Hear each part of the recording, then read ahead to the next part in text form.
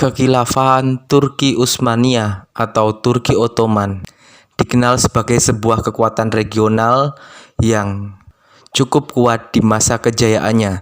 Dikenal sebagai penguasa tiga benua, yaitu Eropa, Asia, dan Afrika. Memiliki armada laut yang sangat kuat di Laut Tengah, serta memiliki pasukan darat yang sangat kuat. Dengan segenap kekuatan dan potensi yang dimiliki oleh Turki Utsmani, mengapa Turki Utsmani tidak terlibat sangat intens dalam penjelajahan samudra sebagaimana bangsa Eropa lainnya? Mari kita bahas bersama-sama. Kekhalifahan atau Kesultanan Turki Utsmaniyah atau Turki Ottoman adalah sebuah kerajaan, sebuah monarki yang menguasai Asia Kecil atau wilayah Turki modern sekarang dan terus melebarkan kekuasaannya hingga ke Eropa, lebih tepatnya di Balkan, dan terus menyebar ke wilayah-wilayah lainnya termasuk ke Semenanjung Arab, ke Afrika Utara, dan ke Asia Tengah. Puncak kejayaan Kesultanan Utsmaniyah atau Kekhalifahan Turki Utsmani adalah kurang lebih pada rentan abad ke-15 sampai abad ke-17. Termasuk salah satu puncak kejayaannya adalah ketika berhasil menaklukkan kota Konstantinopel yang kemudian diubah menjadi Istanbul. Sebuah kota yang memiliki pertahanan yang luar biasa dan merupakan ibu kota dari Kerajaan Romawi Timur atau Kerajaan Bizantium. Kota Konstantinopel sendiri ditaklukkan oleh Turki Utsmani pada tahun 1453 di bawah pimpinan Sultan Muhammad Al-Fatih atau dikenal juga sebagai Sultan Mehmed II. Konstantinopel yang kemudian diubah namanya menjadi Istanbul kemudian menjadi ibu kota dari Kekhilafahan Turki Utsmaniyah. Wilayah Konstantinopel yang sangat strategis, sebagian wilayahnya terletak di benua Asia dan sebagian wilayahnya lagi terletak di benua Eropa. Antara wilayah Konstantinopel atau Istanbul sisi Eropa dan juga sisi Asia dipisahkan oleh Selat Bosporus. Dengan letak yang sangat strategis ini, Konstantinopel atau kemudian berubah menjadi Istanbul merupakan sebuah kota yang sangat strategis, menjadi penghubung perdagangan, lalu lintas perdagangan dan pusat percampuran budaya, perpaduan budaya antara timur dan barat, antara Eropa dan Asia, menjadi pusat perdagangan dan menjadi penghubung antara perdagangan di Asia dan ke Eropa. Penaklukan Turki Utsmani terhadap wilayah-wilayah di Eropa tidak berhenti pada Konstantinopel atau Istanbul. Selepas jatuhnya Konstantinopel, kurang lebih selama 3 abad berikutnya, yaitu abad 15, 16, 17, Turki Utsmani terus memperluas wilayahnya ke Eropa. Wilayah-wilayah yang kita kenal sebagai negara kontemporer seperti Yunani, Bulgaria, Rumania, Hungaria, Albania, Bosnia-Herzegovina, Macedonia, Serbia, Kroasia, dan wilayah-wilayah lain di Balkan merupakan wilayah-wilayah yang berusaha ditaklukkan oleh Turki Utsmaniyah dan kemudian berhasil menjadi wilayah dari Turki Utsmaniyah selama proses penaklukan kurang lebih rentang 3 abad tersebut. Termasuk salah satunya adalah pada masa Sultan Sulaiman Al-Qanuni, di mana pada saat itu Turki Utsmaniyah merupakan salah satu kekuatan yang sangat kuat baik di darat maupun di laut. Kembali pada Konstantinopel, semenjak jatuhnya Konstantinopel atau Istanbul pada tahun 1453, yang sebelumnya merupakan ibu kota dari Kekaisaran Romawi Timur atau Bizantium, sangat mempengaruhi perdagangan antara timur dan barat, antara Asia, Eropa, dan Afrika. Pedagang-pedagang Eropa dari Portugis, Spanyol, Belanda, Inggris, Jerman, Prancis, ataupun wilayah-wilayah Eropa lainnya menjadi mengalami kesulitan untuk berdagang atau mendapatkan suplai barang-barang dari timur dan juga menjajakan atau mengekspor barangnya ke timur yang biasa dilakukan melalui Konstantinopel. Kita kenal teman-teman bahwa semenjak jatuhnya Konstantinopel kemudian mengakibatkan terblokadenya perdagangan bangsa-bangsa Eropa yang biasanya mengakses jalur perdagangan via Konstantinopel. Konstantinopel sendiri merupakan menerima suplai barang-barang dari timur melalui jalur darat. Kita kenal ada jalur sutra yang membentang dari Cina, kemudian ke barat melintasi Asia Tengah seperti Uzbekistan, Kazakhstan, kemudian Afghanistan, Turkmenistan, Tajikistan dan seterusnya, kemudian ke Iran, kemudian sampai ke Asia Kecil atau kita kenal sebagai Turki Utsmani.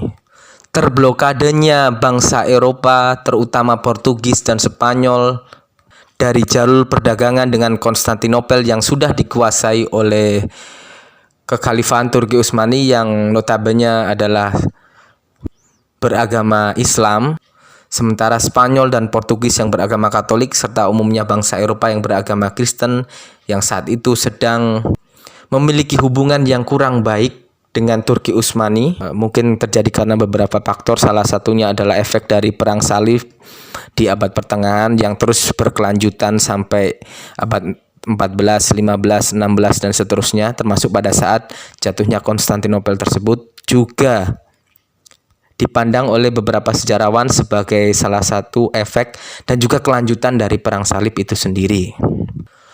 Terblokadenya bangsa Eropa, khususnya Spanyol dan Portugis dari jalur perdagangan tersebut membuat mereka kesulitan untuk berdagang, membuat mereka akhirnya berusaha mencari rute ke timur secara mandiri.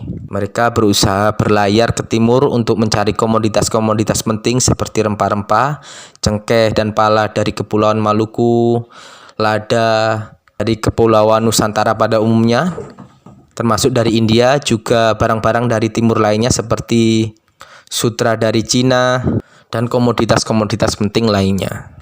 Konstantinopel jatuh ke tangan Turki Utsmani pada tahun 1453. Sementara penjelajahan samudera pertama kali dilakukan adalah oleh armada Spanyol, yaitu oleh seorang pelaut Itali yang dibiayai ekspedisinya oleh kerajaan Spanyol, oleh Ratu Isabella dan Raja Ferdinand, yaitu Christophorus Columbus. Pelayaran itu dimulai pada tahun 1492, hanya beberapa bulan selepas jatuhnya kerajaan Islam terakhir di bumi Andalusia atau Spanyol atau Semenanjung Iberia, yaitu kerajaan Granada pada 2 Januari 1492, teman-teman. Pada tahun yang sama itu pula Christophorus Columbus berlayar atas nama kerajaan Spanyol untuk menjelajah dunia baru. Pelayaran samudra, penjelajahan samudra untuk mencari dunia baru, kemudian menyusul dilakukan oleh armada bangsa-bangsa Eropa. Yang paling awal tentunya adalah Spanyol dan Portugis. Selain Christophorus Columbus, kita mengenal Ferdinand Magellan. Kemudian dari Portugis kita mengenal Alfonso da Bulcre, Bartolomeus Dias. Dari Spanyol juga kemudian kita mengenal Amerigo Vespucci, Hernan Cortés dan lain-lain. Penjelajahan samudra oleh Portugis dan Spanyol juga kemudian diikuti oleh armada Belanda. Sebagaimana kita tahu dalam sejarah, armada Belanda yaitu dipimpin oleh Cornelis de Houtman pertama kali menjelajah samudra pada tahun 1595 dan berhasil mendarat di Banten. Di saat bangsa-bangsa Eropa ramai berlomba-lomba mencari dunia baru, mencari tanah baru di benua di seberang samudra, dalam penjelajahan samudra, sebagaimana kita tahu Spanyol berlayar ke barat menuju Samudra Atlantik, kemudian armada Portugis atau Portugal ke arah timur melintasi pantai barat Afrika sampai ke Afrika Selatan, Tanjung Harapan, menyusuri pantai timur Afrika, menjelajah Samudra Hindia sampai ke India di Goa atau Kalkuta, kemudian terus sampai ke Asia Tenggara sampai ke Melaka, kemudian terus berlayar ke timur sampai menemukan Kepulauan Maluku, pulau sumber rempah-rempah yang mereka cari selama ini. Adapun perbedaan arah rute antara Spanyol dan Portugis ini adalah hasil dari perjanjian yang dimediasi oleh kepausan, oleh paus dari Vatikan, mengingat Spanyol dan Portugis ini adalah negara yang mayoritas penduduknya beragama Katolik dan merupakan kerajaan Katolik pada waktu itu. Hasil dari perjanjian itu diputuskan Spanyol berlayar ke arah barat menjelajah Samudra Atlantik, kemudian sampai ke benua kemudian sampai ke benua Amerika. Kemudian dalam beberapa pelayaran juga kemudian menyusuri benua Amerika sampai ke menyusuri pantai timur Amerika, kemudian sampai ke Amerika Selatan, kemudian menyeberangi Samudra Pasifik sampai menemukan sebuah kepulauan di Asia Tenggara yang kita kenal sebagai Filipina, teman-teman. Gencar, gigih, giat, dan masifnya negara-negara Eropa pada waktu itu dalam menjelajah samudra, lantas kemudian menimbulkan pertanyaan dalam benak kita.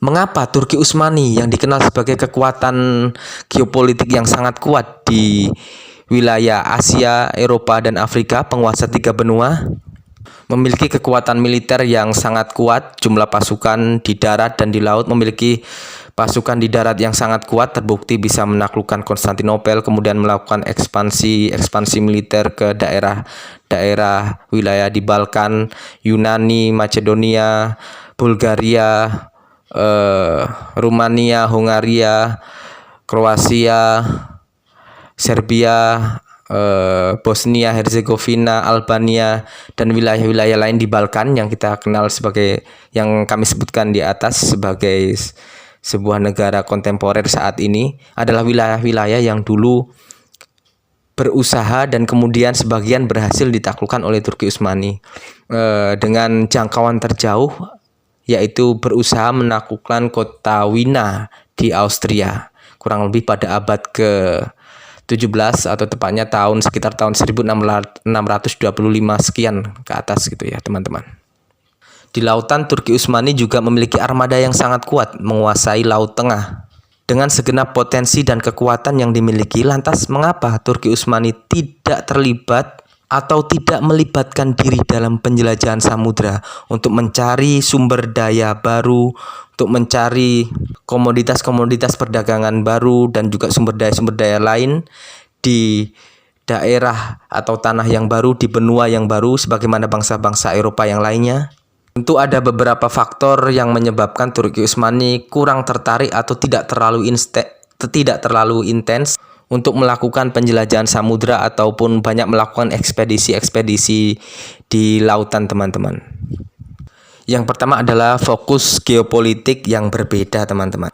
Posisi Turki Utsmani yang tersentral di Asia Kecil atau wilayah Turki modern sekarang, meskipun wilayahnya banyak juga di wilayah benua Eropa, termasuk beberapa negara yang kami sebutkan tadi, juga wilayah di Asia, di semenanjung Arab, negara-negara kontemporer seperti Yordania, Suriah, sebagian wilayah Irak, sebagian wilayah Iran, kemudian semenanjung Arab, kemudian juga wilayah-wilayah di Asia Tengah, kemudian juga sebagian wilayah di Rusia seperti Crimea dan lain-lain, teman-teman.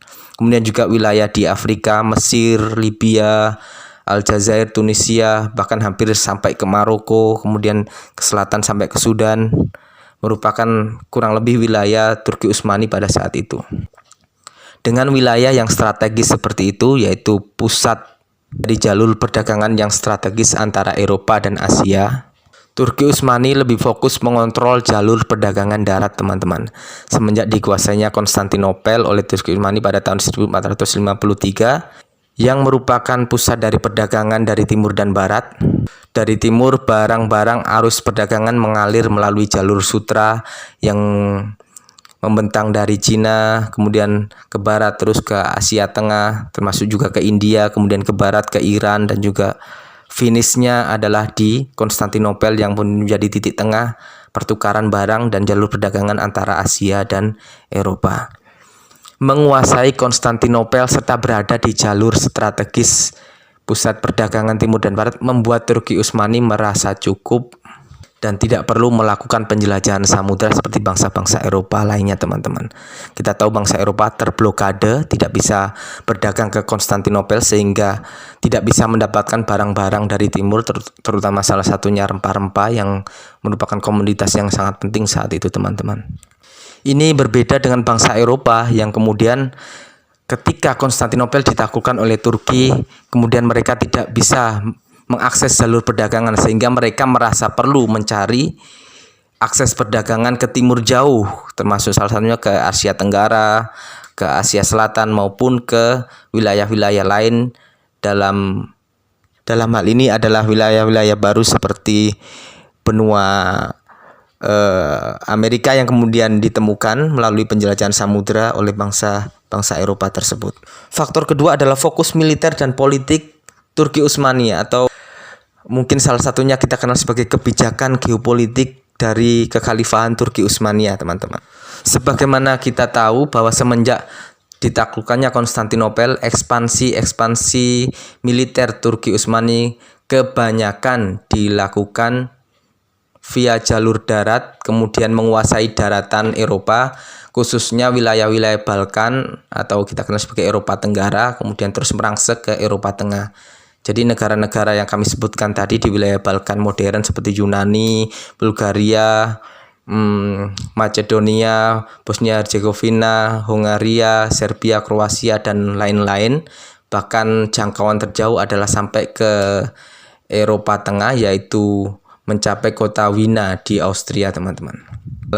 Dengan melakukan banyak pertempuran via darat dengan proses selama kurang lebih 3 abad, yaitu setelah ditaklukkannya Konstantinopel pada 1453, kemudian terus sampai kurang lebih pada abad ke-17 atau 1600 sampai awal 1700-an, Turki Utsmani intens memperluas wilayahnya dengan terus berproses menaklukkan wilayah-wilayah tersebut, teman-teman. Juga wilayah-wilayah di daerah lain, di wilayah lain seperti di benua Eropa, di benua Afrika, utamanya Afrika Utara, Mesir, Libya, sebagian wilayah Sudan, Somalia, kemudian ke barat terus sampai Libya, Tunisia, Aljazair, dan sebagian Maroko kurang lebih, teman-teman. Memang kita akui juga banyak pertempuran yang dialami oleh Turki Utsmani atau ekspansi yang dilakukan oleh Turki Utsmani adalah juga pertempuran laut, seperti pertempuran Lepanto pada tahun 1525 atau 571, yang mana Turki Utsmani mengalami kekalahan yang cukup berat, teman-teman. Juga pertempuran laut lain seperti merebutkan Pulau Malta, Pulau Rhodes, ataupun evakuasi kaum muslimin yang saat itu mengalami reconquista atau pengusiran dari wilayah Andalusia oleh kerajaan Spanyol dan Portugis, teman-teman, yang kemudian banyak mengungsi ke Afrika Utara. Karena sebagaimana kita tahu, kaum muslimin menghadapi 2 pilihan, teman-teman, yaitu pertama, bertahan di Spanyol, wilayah Andalusia, Spanyol Portugal modern saat ini, dengan catatan harus meninggalkan agama Islam dan mau dikonversi menjadi penganut Kristen Katolik, teman-teman. Atau jika tetap mempertahankan Islam, maka otomatis harus angkat kaki dari bumi Andalusia. Maka pilihannya adalah menyeberang ke Afrika Utara, dan banyak dari saudara-saudara muslim ini yang kemudian dievakuasi oleh angkatan laut kekhalifahan Turki Utsmani untuk kemudian dievakuasi atau dipindahkan ke wilayah-wilayah negeri muslim yang saat itu di dalam naungan kekhalifahan Turki Utsmani, teman-teman. Jadi meskipun Turki Utsmani juga memiliki armada laut atau kekuatan militer laut yang sangat kuat dan bahkan selevel dengan Spanyol dan Portugis, tetapi lebih menitik beratkan pada fokus pertahanan wilayah kekuasaan maritim terdekat atau wilayah-wilayah di dalam jangkauan Kesultanan Utsmani, baik di Asia, Eropa maupun Afrika, seperti di sekitaran Laut Tengah, kemudian Selat Bosporus, kemudian Laut Merah, atau di pantai timur Afrika, teman-teman. Meskipun kita tahu armada Turki Utsmani atau kekuatan militer Turki Utsmani juga banyak membantu kesultanan-kesultanan di wilayah Asia Tenggara, salah satunya adalah Kesultanan Aceh dengan mengirimkan bantuan militer, baik pasukan maupun peralatan militer ataupun pelatihan militer untuk membuat senapan ataupun meriam guna membantu kerajaan Aceh menghadapi pertempuran dengan kerajaan Portugis, teman-teman, ya saat itu menguasai Malaka dan juga Selat Malaka. Kebijakan Turki Utsmani yang lebih fokus pada invasi darat ke wilayah-wilayah Eropa, termasuk juga ke wilayah Afrika, ke beberapa negara modern yang saat ini berada di Afrika Utara, kemudian juga Semenanjung Arab, adalah wilayah-wilayah dari Kesultanan Utsmaniyah pada saat itu, teman-teman. Ekspansi Utsmaniyah yang sangat intens dan lebih difokuskan kekuatan penuh, saya bilang, di wilayah-wilayah Balkan, Eropa Tenggara, dan juga sampai ke menembus kota Wina tersebut. Menurut saya, sekali lagi ini adalah pendapat saya, teman-teman, merupakan sebuah kebijakan geopolitik yang kurang tepat, teman-teman. Satu, karena meskipun wilayah Turki Utsmani adalah wilayah yang sangat strategis, Konstantinopel adalah pusat perdagangan timur dan barat. Dengan ditemukannya wilayah-wilayah baru oleh bangsa Eropa, utamanya oleh Portugis dan Spanyol, kemudian disusul oleh Belanda, kemudian juga Inggris yang turut banyak menjelajah samudera. Ditemukannya wilayah penghasil rempah-rempah membuat bangsa Eropa, benua Eropa pada umumnya, mengakses langsung rempah-rempah ke timur, ke sumbernya langsung, dan juga komoditas-komoditas perdagangan lain tanpa mendapatkannya melalui Konstantinopel atau Istanbul, teman-teman. Sehingga ini mengurangi peran Istanbul atau Turki Utsmani secara umum sebagai pusat perdagangan antara timur dan barat. Pamor Istanbul, kemudian volume perdagangan mungkin ya kurang lebih di sana perannya tidak sevital sebelum bangsa-bangsa Eropa menemukan wilayah penghasil rempah-rempah dan juga komoditas-komoditas lain di timur jauh, termasuk di Asia Tenggara, di Indonesia pada umumnya, Kepulauan Maluku pada khususnya, dan juga wilayah-wilayah baru lain seperti benua Amerika, kemudian juga di benua Australia, kemudian Spanyol juga kemudian menemukan Filipina, kemudian juga banyak berdagang ke timur jauh lainnya seperti dengan kerajaan Cina, kemudian dengan Jepang, dengan Korea. Dan Portugis juga membangun pusat perdagangan di Makau dan lain sebagainya itu, teman-teman. Directnya bangsa Eropa langsung ke pusat perdagangan di timur, mengakses langsung rempah-rempah, komoditas-komoditas penting yang selama ini diperdagangkan ke Eropa via jalur darat, jalur sutra, yang kemudian sebagai pelantarannya adalah Istanbul. Kemudian peran Istanbul menjadi berkurang atau sangat turun drastis, teman-teman. Ini membuat perekonomian dari Turki Utsmani juga sedikit banyak menurun.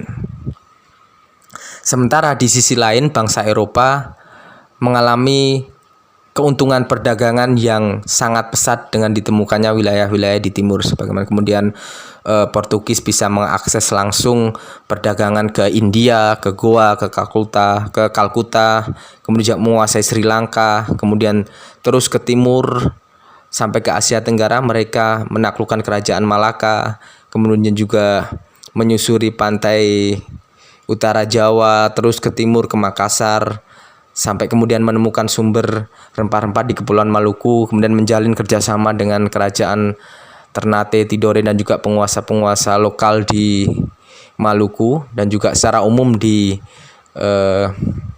Nusantara atau di Indonesia, Kepulauan Indonesia saat ini.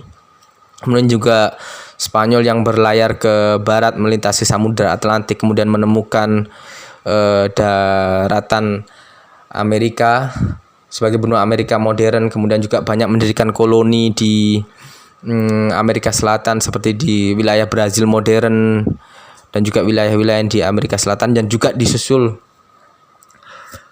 oleh Portugis yang juga banyak menanamkan pengaruhnya di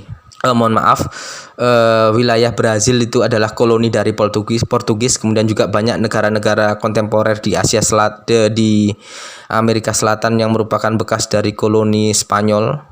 Dengan ditemukannya benua-benua baru, kemudian juga daerah-daerah baru, pusat perdagangan secara direct antara Eropa dengan Asia, kemudian yang mulanya mereka berdagang kemudian menjajah, mendirikan koloni, berperang dengan penduduk tempatan, kemudian menguasai daerah-daerah yang strategis penghasil sumber daya seperti rempah-rempah, kemudian juga bahan tambang seperti perak di Meksiko ataupun yang dikelola oleh Spanyol, kemudian juga di barang-barang tambang lain seperti juga emas, perak, ataupun juga komoditas perdagangan seperti tebu di Amerika Selatan, di wilayah-wilayah seperti Brazil sekarang, kemudian juga tembakau di Kuba, dan juga komoditas-komoditas penting lainnya yang sangat laku di perdagangan internasional. Dan itu didapatkan oleh bangsa-bangsa Eropa di wilayah baru atau di wilayah yang mereka temukan selama penjelajahan samudra, baik di benua Eropa, kemudian juga menyusul Inggris menemukan Australia yang berada di selatan Indonesia, kemudian juga wilayah-wilayah di Asia Selatan seperti India modern, kemudian wilayah-wilayah Asia Tenggara seperti Malaka, Semenanjung Malaya, kemudian Sumatera, Jawa, terus semua sampai ke Maluku, sampai kemudian juga ke NTT, Timor Leste yang kemudian juga menjadi koloni dari Portugis. Kemudian Spanyol yang terusir dari Maluku kemudian harus menetap di jajahannya yang lain, yaitu di Filipina atau di sebelah utara Maluku, sebelah utara Indonesia kurang lebih ya. Ini membuat bangsa Eropa mengalami peningkatan perdagangan dan keuntungan yang sangat luar biasa. Di sisi lain, kerajaan Turki Utsmani mengalami penurunan dalam perdagangan karena peran dari Konstantinopel yang sebelumnya sangat vital itu kemudian tergantikan dengan rute perdagangan secara langsung bangsa Eropa ke sumber asal di timur jauh, sumber-sumber perdagangan, sumber-sumber barang dagang, komoditas perdagangan vital yang kemudian bisa diakses secara langsung oleh bangsa Eropa, teman-teman. Padahal menurut hemat kami atau menurut pendapat saya, ini pendapat saya pribadi, teman-teman bisa benar ataupun bisa teman-teman juga tidak setuju. Seandainya Turki Utsmani turut menjelajah samudra, meskipun sudah menguasai Konstantinopel sebagai pusat perdagangan, oke lah bangsa-bangsa Eropa suatu saat, bangsa-bangsa Eropa di Balkan suatu saat juga bisa memerangi balik Turki Utsmani dan menggeser batas Turki Utsmani atau bisa merebut kembali Konstantinopel, teman-teman. Tapi setidaknya Turki Utsmani tidak mengerahkan seluruh kekuatan penuhnya untuk melakukan ekspansi ke Eropa, terutama ke daratan Eropa, termasuk utamanya ke Eropa Tenggara atau wilayah Balkan dan seterusnya, terus merangsek ke pusat Eropa sampai ke Wina, dan kalaupun Wina berhasil ditaklukkan, Turki Utsmani akan terus merangsek sampai seluruh wilayah Eropa ditaklukkan, teman-teman. Tetapi mereka gagal dalam penaklukan pengepungan kota Wina itu, teman-teman. Di fokus Turki Utsmani yang lebih banyak melakukan ekspansi darat itu menurut pendapat saya kurang begitu tepat ya, kebijakan geopolitik yang dikembangkan oleh Kesultanan Utsmaniyah atau Kekhalifahan Turki Utsmaniyah pada saat itu. Bolehlah melakukan ekspansi ke Eropa atau menghadang kekuatan Eropa yang suatu saat bisa merebut balik Konstantinopel ataupun menggeser terus wilayah Turki Utsmani sampai ke Asia kecil, bahkan juga terus menguasai wilayah Turki Utsmani. Tapi hanya boleh mengkhawatirkan seperti itu, boleh, tetapi tidak kemudian mengerahkan kekuatan atau fokus secara penuh di penaklukan darat, tapi melupakan penjelajahan samudra. Saat itu Turki Utsmani juga memiliki armada laut yang kuat, tapi tidak untuk menjelajah samudra, menemukan daerah-daerah yang baru sebagaimana bangsa-bangsa Eropa, utamanya Portugis dan Spanyol saat itu. Apakah kemudian alasan Turki Utsmaniyah tidak melakukan penjelajahan samudra karena tidak memiliki sumber daya ataupun kapasitas yang cukup untuk menjelajah samudra? Oh, tentu tidak mungkin itu terjadi, karena Turki Utsmani saat itu adalah kekuatan memiliki armada laut yang kuat yang menguasai Laut Tengah dan juga banyak wilayah-wilayah lain ya. Jadi Turki Utsmani hampir selevel secara ilmu, secara kekuatan armada laut dengan Spanyol dan Portugis. Itu selalu beradu mereka di Laut Tengah itu. Jadi kalau alasan Turki Utsmani tidak menjelajah samudra karena ketiadaan sumber daya atau kekuatan armada laut yang tidak mumpuni, itu tentu tidak benar, teman-teman. Jadi seandainya, ini kita bukan berandai-andai, teman-teman, seandainya Sultan Utsmaniyah atau khilafah dari pemimpin-pemimpin kekhalifahan Turki Utsmani pada saat itu, sultan-sultan atau khalifah-khalifah saat itu lebih bijak atau kemudian meninjau ulang kebijakan geopolitiknya, tidak hanya terfokus pada ekspansi darat ke wilayah Eropa yang notabene mereka sendiri juga di setiap wilayah yang dilakukan itu tidak kemudian menjadi wilayah yang selamanya tetap wilayah Utsmaniyah, karena mereka punya penduduk tempatan dari berbagai macam etnis termasuk dari bangsa-bangsa yang ditaklukkan tersebut, yang suatu saat mereka juga berontak dan ingin merdeka seperti itu. Jadi tidak akan menjadi wilayah Turki Utsmani yang permanen. Sebagaimana kita tahu, selepas Turki Utsmani melemah, wilayah-wilayah yang ditaklukkan di Eropa itu satu demi satu lepas. Seperti Yunani yang kemudian merdeka tahun 1825 sekian gitu ya. Atau wilayah-wilayah seperti Hongaria yang kemudian satu demi satu, Kroasia, Bulgaria, kesaran Bulgar yang kemudian juga satu demi satu melakukan perlawanan dan memerdekakan diri. Di sisi yang lain, Turki Utsmani juga mengalami kemunduran atau kelemahan militer saat itu di abad ke-17, seterusnya 17-18 tahun 1650 sekian sampai 1700 1800 Turki Utsmani sudah mulai mengalami kelemahan yang dikenal di Eropa sebagai the sick man of Turkey itu teman-teman. Seandainya ini teman-teman, kembali bukan berandai-andai untuk mengulang masa lalu ya, seandainya kebijakan geopolitik Turki Utsmani lebih balance, tetap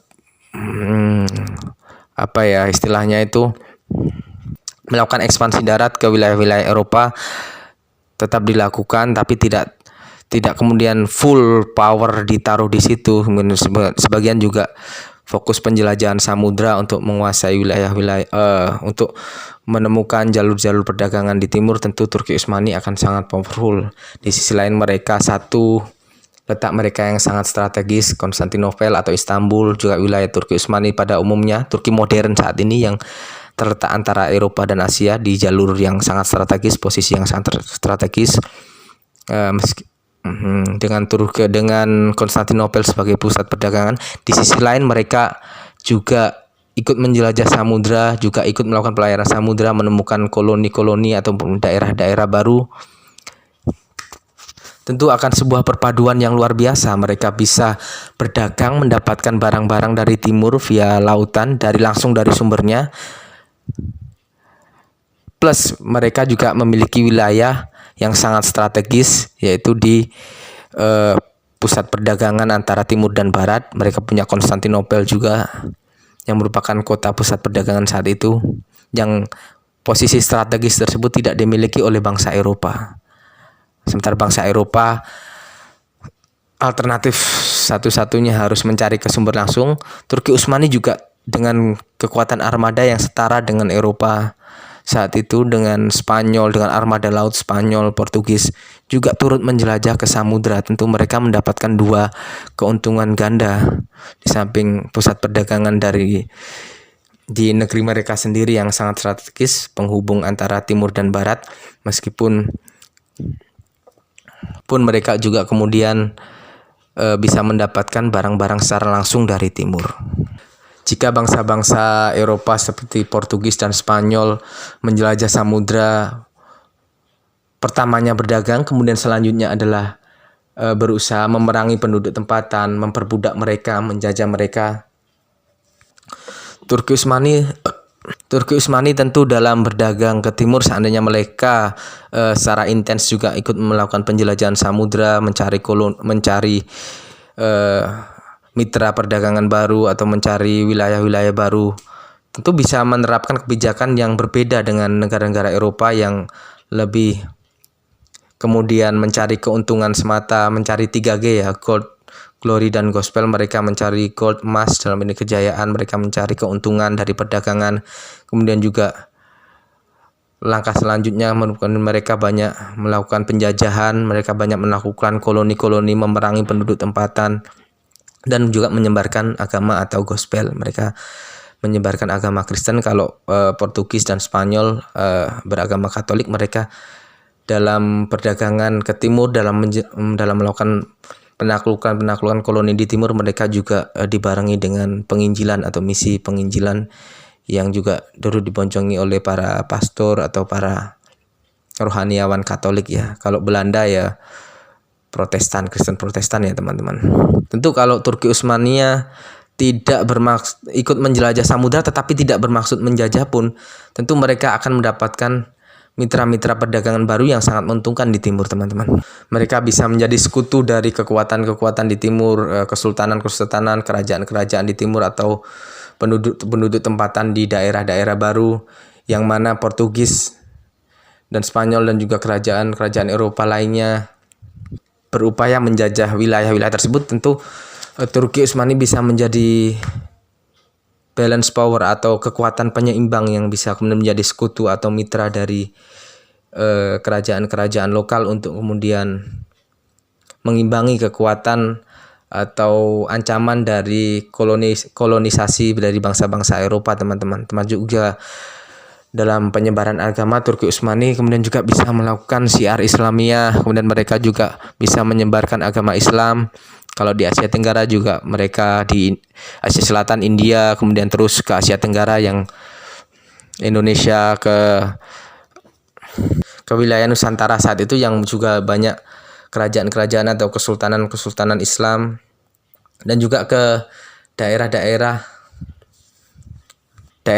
koloni baru yang penduduknya masih belum mengenal agama, masih mengenal kepercayaan tradisional, masih menganut agama pagan, yang mana ketika wilayah-wilayah tersebut didatangi oleh bangsa Eropa berupaya awalnya melakukan perdagangan, kemudian berupaya menjajah dan juga kemudian menyebarkan agama Kristen, baik Katolik ataupun Protestan teman-teman. Dan ini dilakukan oleh bangsa Eropa secara leluasa di wilayah-wilayah baru seperti di Australia, seperti kemudian di benua Amerika, benua baru, jadi kita di benua Amerika dari ujung utara Kanada, Alaska, kemudian Amerika Serikat, ke Meksiko turun terus ke Amerika Tengah, Kuba, Guatemala, terus kemudian ke Amerika Selatan, Venezuela, Ekuador, Argentina, Brazil, Peru, Chile, Paraguay, Uruguay, dan seterusnya. Dari ujung utara benua Amerika sampai ujung selatan adalah beragama Kristen, karena saat itu benua Amerika adalah benua baru yang baru ditemukan oleh orang-orang Eropa yang mana penduduknya kebanyakan adalah masih menganut sistem kepercayaan tradisional seperti menganut paganisme atau kepercayaan arwah leluhur dan lain sebagainya yang kemudian dikristenkan. Kalau seandainya Turki Utsmani turut melakukan penjelajahan samudra, setidaknya benua itu tidak akan full 100% atau full mayoritas beragama Kristen teman-teman. Setidaknya dengan persaingan antara Turki Utsmani dan negara-negara Eropa di daerah koloni yang baru, tentu akan ada balance power, dan juga Turki Utsmani juga bisa menyebarkan agama Islam di wilayah-wilayah tersebut, di wilayah-wilayah koloni ataupun di wilayah-wilayah baru di benua Amerika ataupun di wilayah-wilayah baru yang lainnya selama penjelajahan samudra. Jadi itulah mungkin kurang lebih keuntungan yang didapat oleh Turki Utsmani. Satu, mereka tetap bisa mempertahankan hegemoni perdagangan global. Satu, wilayah mereka strategis, pusat perdagangan antara timur dan barat. Dibarengi juga kemudian mereka ikut menjelajah samudra, melakukan perdagangan secara langsung. Jadi mereka tidak akan terlalu terimbas oleh ditemukannya benua baru dan akses perdagangan bangsa Eropa secara langsung ke sumber rempah-rempah, seandainya yang mengakibatkan mereka mengakibatkan Turki Utsmani mengalami penurunan dalam perdagangan atau peran vital wilayah mereka yang strategis sebelumnya, yaitu Konstantinopel dan wilayah Turki modern pada saat ini. Karena mereka juga tidak akan terlalu terimbas oleh penemuan bangsa Eropa tersebut, karena mereka juga turut serta dalam penjelajahan samudra seandainya mereka intens melakukannya. Kedua, tentu mereka bisa bermitra dengan kerajaan lokal, penguasa lokal, kesultanan lokal di banyak wilayah yang mereka temukan, wilayah-wilayah baru seperti di Asia Tenggara, Di sepanjang Kepulauan Nusantara banyak berdiri kerajaan kesultanan. Mereka bisa bermitra untuk kemudian melawan ataupun mengimbangi hegemoni dari bangsa-bangsa Eropa yang berusaha menjajah. Di samping juga bangsa Turki Utsmani yang juga berusaha menyebarkan agama Islam secara lebih luas, termasuk juga di wilayah-wilayah baru seperti di Amerika, kemudian juga di Australia, dan juga wilayah-wilayah Afrika yang lebih ke selatan seperti ke Kamerun, Kenya, selatan terus ke selatan Mozambik, Zimbabwe yang belum mayoritas Islam pada saat itu, karena saat itu Afrika yang Islam hanya banyakkan Afrika Utara dan Barat, teman-teman. Sekarang Afrika Tengah dan Selatan itu mayoritas beragama Kristen karena dijajah oleh bangsa Eropa yang melakukan penjelajahan samudra tadi. Kemudian yang awalnya adalah Portugis, Spanyol, kemudian diikuti oleh Belanda, Inggris, kemudian juga Prancis, Italia, Jerman juga ikut kemudian menguasai beberapa wilayah di Afrika Tengah dan Selatan. Demikian teman-teman pembahasan kita kali ini. Tentu ini adalah pendapat ataupun argumentasi saya secara pribadi, teman-teman. Ataupun kalau teman-teman ada yang tidak setuju ataupun tidak membenarkan ataupun berusaha meluruskan, tentu tidak ada yang salah dengan upaya teman-teman. Yang setuju monggo, yang tidak setuju juga monggo. Demikian kami akhiri. Apabila ada kritik dan saran ataupun masukan ataupun pelurusan bisa disampaikan lewat komen. Silakan like, subscribe, follow. Terima kasih. Assalamualaikum warahmatullahi wabarakatuh.